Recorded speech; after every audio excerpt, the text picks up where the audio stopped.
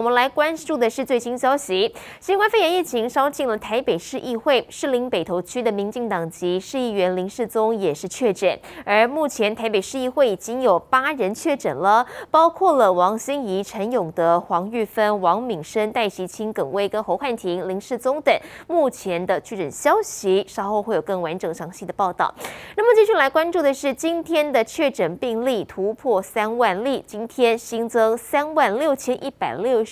例的确诊个案，另外又新增了10例的死亡个案，其中1名才只有30多岁的男性被人发现在家中昏迷，而由于他没有打过任何一剂的新冠疫苗，到底是不是跟这个有关？目前呢也必须要确认。而另外1名重症的个案是国小的男童，这名小男童他本身是罹患心脏疾病，住进加护病房使用呼吸器治疗当中。那今天我们的本土的病例现在上升到36168，跟昨天3万出头比较，大概成长了20%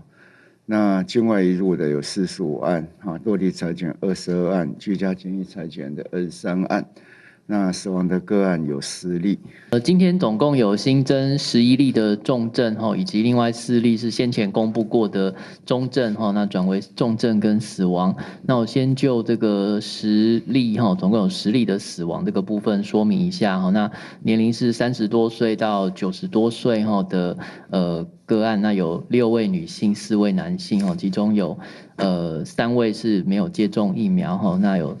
3位是接种2剂疫苗，4位是接种3剂的疫苗，那都有一些慢性病史。今天比较这个需要特别说明的个案是年纪比较轻的30多岁的这一位他本身有泌尿道结石的一个病史那这一位他是在家中独居那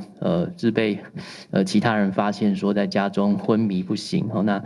送医急救之后急救无效，那在送医之后采检之阳性所以也死亡的原因有列出来是急性呼吸衰竭跟新冠病毒感染那这个死因的部分，因为是有验到新冠病毒所以有列上去。不过，究竟在家中这个昏迷不醒的原因是什么可能暂时还没有办法确切的厘清那这一位是没有接种过任何的这个新冠的疫苗。另外，在重症的这5例里头有一位是这个小于10岁的一位这个大概是小学年龄的一个男童。这个也是没有接种疫苗，因为他没有到这个先前接种疫苗的年龄本身是有慢性的这个心脏方面心血管的疾病以及神经系统的疾病那这次是有染疫之后出现这个呼吸窘迫的情形，目前还在加护病房使用呼吸器跟瑞德西韦在。快筛实名制上路至今，民众依旧是在排队抢购当中。那么陈时中就说了，快筛实名制走到第3轮，需求还是蛮高的。就媒体记者问到说，帮这个政策打几分？陈时中回应，考卷才刚发下来，过段时间成绩大家自然会有判断。今天早上贩售这个完售的加速是比较快一点。换句话，我们现在走到了第3轮了那需求还是蛮高的，所以我们到今天来看的话，大概应该320万、330万有取得这样走透过实名制取得5剂的快筛了不过到今天，以早上完购的一个数目跟前天来比的话，它还是没有减缓的迹象。这快筛实名制，你说我要打几分？这个考试还没有完呢考卷才刚刚发下来而已。那过一段时间，自然这个成绩大家就有论断了。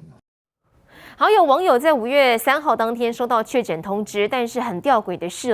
他没有做过任何的快筛跟 PCR， 就立刻联络相关单位，但是却互踢皮球。而就算是认了，这名女网友就无辜变成要居家隔离，他就怀疑说是不是有人填错了电话号码，导致害他必须要隔离呢？1922目前是忙线中，只好请家人跑卫生所，等了3小时才轮到。那我们来看到这个对话这对话是到第3天，终于是有人接通了而答案是输入错误了，也就是说原本应该要隔离的这个确诊者他可能输入错的电话号码，害他被隔离。那么后来的答案是输入错误了。好，在追问说是否可以免隔离呢？对方居然问说，那可能要问当地的卫生所了。那让他就摸不着头绪啦，都已经知道是别人填错电话号码，而这个被害者、这个受害人哦，他就问说：“那还要隔离吗？”居然没有给他一个完整的答案，他就只好问说：“所以现在是怎么样呢？”所以就变成说，这名无辜的女网友哦，终于撑过了3天，一切的损失也只能自行吸收了，因为她不会收到任何的居隔单。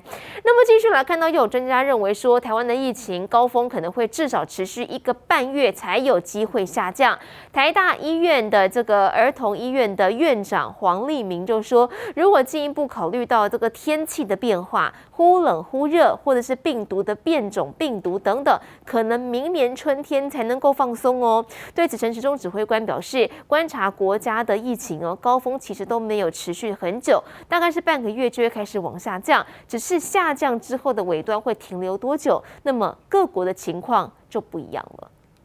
每一年呢，专家都还是会提出相关的警告了哈，就是冬天的温度的关系哈，天候的关系，那或者变异株的关系，